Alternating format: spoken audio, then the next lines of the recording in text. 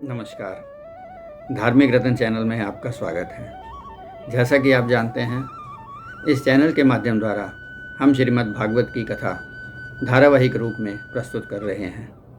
अभी तक 25 प्रकरण हो चुके हैं और आज 26वां प्रकरण है और 10वें स्कंद की कथा चल रही है।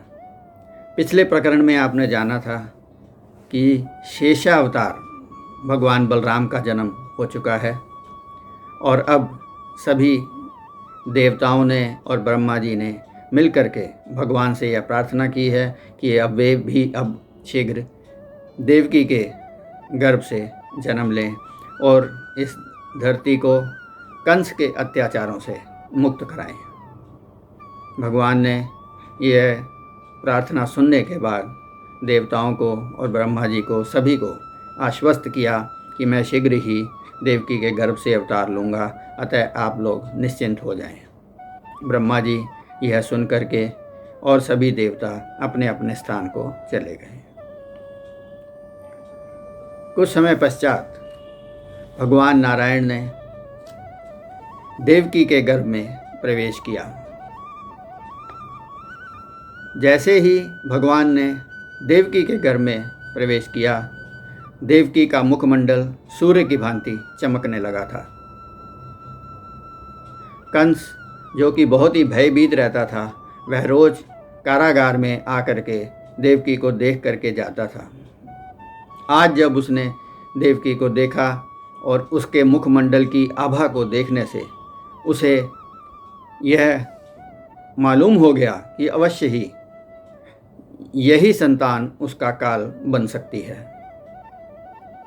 कंस परेशान होकर के अपने राजमहल में चला गया और अंततः वह घड़ी आ गई जबकि भगवान को अवतार लेना था। भाद्रपद मास की अष्टमी तिथि, रोहिणी नक्षत्र, रात के 12 बजे भगवान ने देवकी के गर्भ से अवतार लिया। वसुदेव जी ने देखा कि देवकी के पास एक प्रकाश पुंज है और उन्हें तब मालूम हुआ कि अरे यह तो बहुत ही एक सुंदर अनुपम बालक है। तब देवकी और वसुदेव बहुत ही प्रसन्न हुए, परंतु वह फिर चिंतित हो गए कि कंस ने हमारे 6 पुत्रों की पहले ही हत्या कर दी है, अब इस 8वें पुत्र की हम कैसे रक्षा करेंगे। उनको चिंतित देख करके भगवान नारायण वहाँ पे स्वयं प्रकट हुए और उन्होंने देवकी और वासुदेव को उनके पिछले जन्म की तपस्या याद दिलाई, जिसमें उन्होंने ये वरदान मांगा था कि भगवान उनके घर में पुत्र के रूप में जन्म लें। भगवान ने बताया कि उसी वरदान को पूरा करने के लिए मैंने स्वयं तुम्हारे पुत्र के रूप में यह जन्म लिया है, अतः अब तुम निश्चिंत हो जाओ और इस बालक को शीघ्र ही अपने मित्र नंद बाबा के यहाँ छोड़ आओ और उसके यहाँ जो नवजात कन्या जो कि योग माया का रूप है उसे यहाँ ले आओ और मैं नंद और यशोदा के यहाँ पलकर कुछ समय पश्चात उचित समय आने पर स्वयं कंस का वध करूँगा। इतना कहकर भगवान अंतर्ध्यान हो गए। देवकी और वसुदेव ने उनकी स्तुति की और वे बहुत प्रसन्न हुए और वसुदेव जी ने देखा कि उनके हाथों के और पैरों के बंधन खुल गए हैं और कारागार के द्वार भी खुल गए हैं और सारे पहरेदार निद्रा में सो गए हैं। यह देखकर देवकी वसुदेव बहुत प्रसन्न हुए। इस प्रकार आपने देखा कि भगवान श्री कृष्ण का रात को 12 बजे कंस के कारागार में जन्म हुआ। बोलिए आनंद कंद भगवान की जय, बोलिए भगवान श्री कृष्ण की जय। मेरे नाना जी, जिन्होंने रेलवे की सर्विस से 1936 में वॉलंटरी रिटायरमेंट लेकर के शिवानंद आश्रम से संन्यास ले लिया था, वह श्री कृष्ण के जन्म के समय एक भजन गाया करते थे। उसी के पहली 2 लाइनें हम यहाँ प्रस्तुत कर रहे हैं। आशा है आपको पसंद आएंगी। स्वामी अमृतानंद सरस्वती द्वारा गाए हुए भजन की पहली 2 लाइनें यहाँ प्रस्तुत हैं। मोर मुकुट रंग काला हुण आ गया बंसरी वाला, मोर मुकुट रंग काला हुण आ गया बंसरी वाला, आ गया बंसरी वाला, आ गया बंसरी वाला।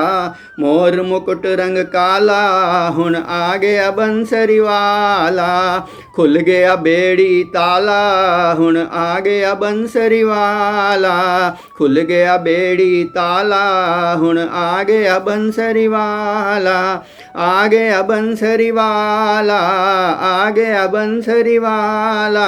मोर मुकुट रंग काला हुण आ गया बंसरी वाला, मोर मुकुट रंग काला हुण आ गया बंसरी वाला। इसके बाद वसुदेव जी एक टोकरे में बाल कृष्ण को लिटाकर और शीघ्र ही कारागार से बाहर निकल आए और गोकुल की तरफ को बढ़ने लगे। रास्ते में यमुना नदी पड़ती थी। यमुना नदी का जल स्तर बहुत बढ़ रहा था। यमुना नदी हिलोरे मार रही थी। उस समय बारिश भी बहुत तेज़ हो रही थी और आंधी भी चल रही थी। वसुदेव जी टोकरे को उठा करके यमुना नदी में प्रवेश कर गए। यमुना नदी भगवान श्री कृष्ण को चरण को छूने के लिए अपने जल स्तर को बढ़ाने लगी। यह देख करके वसुदेव जी ने टोकरे को अपने सिर के ऊपर रख लिया। तब भगवान ने सोचा कि इससे तो वसुदेव जी डूब जाएंगे, अतः उन्होंने टोकरे से स्वयं अपना पैर नीचे लटका दिया, जिससे कि यमुना नदी उनके चरण को छू करके अपने वास्तविक जल स्तर पर पुनः आ गई और इस प्रकार घुटनों घुटनों पानी हो गया। इसके बाद बाल कृष्ण को, भगवान के अवतार को वर्षा से बचाने के लिए शेषनाग ने अपने फन से टोकरे के ऊपर छाया कर दी। इस प्रकार वसुदेव जी यमुना नदी को पार करके गोकुल में पहुँचे और वहाँ उन्होंने देखा कि यशोदा सोई हुई हैं और उनके वहाँ उसी समय एक नवजात कन्या पैदा हुई है, जो कि वो भी सोई हुई है। वसुदेव जी ने शीघ्र बाल कृष्ण को वहाँ लिटाया और उसकी जगह उस कन्या को, जो कि योग माया का रूप थी, उसको उठा करके वे पुनः कारागार की ओर वापस चल पड़े। ज्यों ही वसुदेव जी कारागार में पहुँचे तो क्योंकि उन्होंने भगवान को छोड़ करके और माया को उठा लिया था, इसलिए उनके बंधन दोबारा से पड़ गए। कारागार के द्वार बंद हो गए। कन्या ने रोना शुरू कर दिया और सारे पहरेदार कन्या के रोने को सुन करके जाग गए। पहरेदारों के जागते ही उन्होंने जा करके महाराज कंस को सूचित किया कि महाराज 8वीं संतान पैदा हो गई है। यह सुनकर कंस बड़ा घबरा गया और भागते भागते आधी रात में वह कारागार में प्रवेश किया।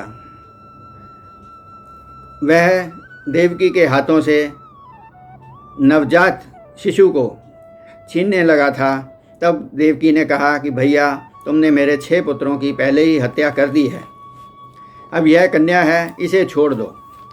यह सुनकर के कंस सोचने लगा कि आकाशवाणी तो हुई थी कि 8वां पुत्र होगा, फिर यह कन्या हो गई। परंतु फिर उसने सोचा कि कहीं इस कन्या का पति ही मेरा वध ना कर दे।